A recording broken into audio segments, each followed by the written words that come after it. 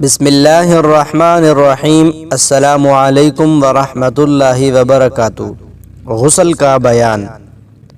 ہم سے عبداللہ بن یوسف نے بیان کیا، انہوں نے کہا ہمیں مالک نے حشام سے خبر دی، وہ اپنے والد سے، وہ نبی کریم صلی اللہ علیہ وسلم کی زوجہ مطہرہ حضرت عائشہ صدیقہ رضی اللہ تعالی عنہا سے روایت کرتے ہیں کہ نبی کریم صلی اللہ علیہ وسلم جب غسل فرماتے تو آپ صلی اللہ علیہ وسلم پہلے اپنے دونوں ہاتھ دھوتے، پھر اسی طرح وضو کرتے جیسا نماز کے لیے۔